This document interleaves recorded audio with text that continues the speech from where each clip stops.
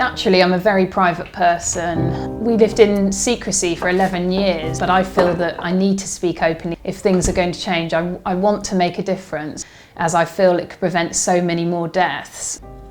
My husband Chris was clever and funny and adventurous, and I met him when we were both travelling, and we spent the next 11 years together in a really happy, stable relationship. We'd known each other 6 years when we decided to get married. I am really, really glad you said yes. You're my rock. I love you very much, and I can't wait to spend the rest of our lives. Chris worked as a product manager for a national newspaper in London. He earned a good salary, and we had a wide circle of friends. When the clock strikes 1, 2 and 3. Chris was a brilliant dad. He was very hands-on with our daughter. She just adored him. Chris had undiagnosed anxiety issues. In his early 20s, started self-medicating. The year before I met him, he started taking Valium whilst on long bus journeys in Asia. He knew people who did the same thing, and he was slow to realise that that was turning into an addiction.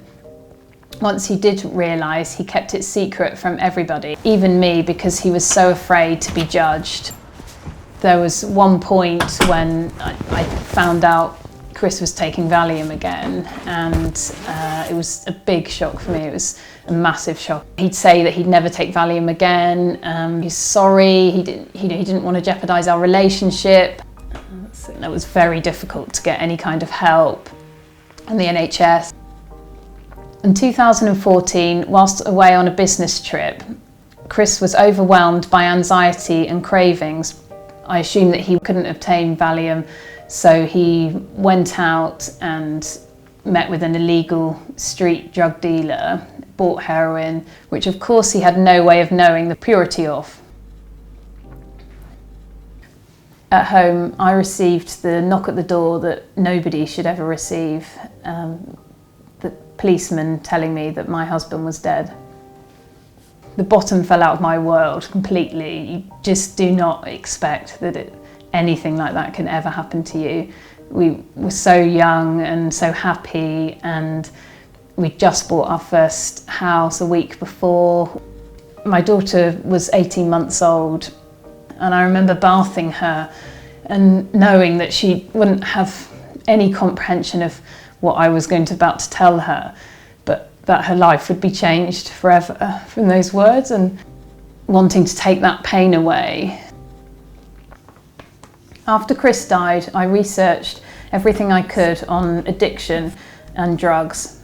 By understanding addiction and what that meant, I started to look into the laws that surround drugs and drug use, and the way that we criminalise drug users. And that led me to Transform. Transform, a published body of work which explains how things could be different if we had legal reform of drugs. And everything I read, it just gave me an understanding of Chris as well. Chris could be accused of being selfish for taking illegal drugs, but anybody that really knew Chris knew that he was anything but selfish. That's why I'm supporting the Anyone's Child campaign, so that other people's children don't have to pay the price that my daughter's paid.